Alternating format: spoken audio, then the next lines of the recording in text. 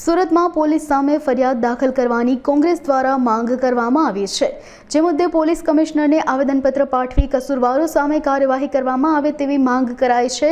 ભ્રષ્ટાચારના આક્ષેપો સાથે સુરત ભાજપ દ્વારા વિરોધ દર્શાવવામાં આવ્યો હતો અને કોંગ્રેસ નેતા સોનિયા ગાંધી તથા રાહુલ ગાંધીના પુતળા દહન કરાયા હતા। કોંગ્રેસ નેતા સોનિયા ગાંધી રાહુલ ગાંધીનું પુતળા દહન કર્યું હતું, ત્યારે પોલીસની હાજરીમાં જ પુતળા દહન કરવામાં આવતા કોંગ્રેસી કાર્યકર્તાઓમાં આક્રોશ જોવા મળ્યો હતો અને ફરજ પર હાજર પોલીસ કર્મચારીઓ વિરુદ્ધ કડક કાર્યવાહી કરવા માંગ કરવામાં આવી છે। આજરોજ સુરત શહેર કોંગ્રેસ સમિતિ દ્વારા ગત તારીખ 17/4/2025 ના રોજ 4:30 કલાકે કોંગ્રેસ કાર્યાલય પાસે સ્વામી વિવેકાનંદ નગર સર્કલ આવેલ છે, ત્યાં આગળ ભારતીય જનતા પાર્ટીના કાર્યકર્તાઓ, એમના પદાધિકારીઓ અને નામાંકિત આગેવાનો મળીને રાહુલ ગાંધી અને સોનિયા ગાંધીના પુતળાદહનનો કાર્યક્રમ રાખ્યો હતો।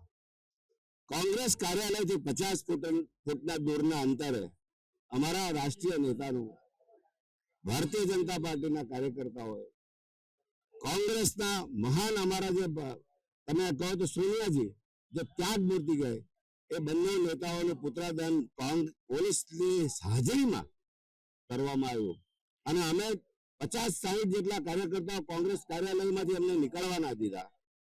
જો અમારા નેતાનું આ રીતે પુતળાદહન કરવામાં આવે અને જો અમે એનો વિરોધ કરવા નીકળીએ તો ઘર્ષણ થાય ને કાયદાની વ્યવસ્થા કોની બગડે?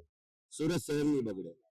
પરંતુ ભારતીય જનતા પાર્ટી એના રાજમાં, અહંકારમાં એમને કઈ દેખાતું જ નથી। ફક્ત ને ફક્ત એ લોકો સત્તાના મતમાં કોઈને પણ કઈ સમજતા નથી, લોકશાહીને કઈ સમજતા નથી। જો અત્યારે આજે તો અમે આ આવેદન પત્ર આપીએ છીએ, એમાં સરકાર શું પગલા લે છે ત્યાર પછી અમે અમારા વકીલ સાથે ચર્ચા કરીને એમાં પણ નિર્ણય લઈશું।